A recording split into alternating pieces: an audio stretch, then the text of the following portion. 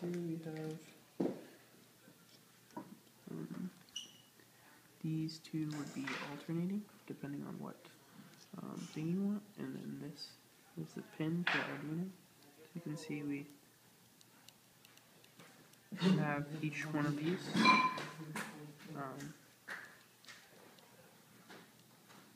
All of them are there, basically. And then the middle one, which will always be used, is there. I'm gonna do it. So you can see, so next step is to hook up a bunch of shift registers and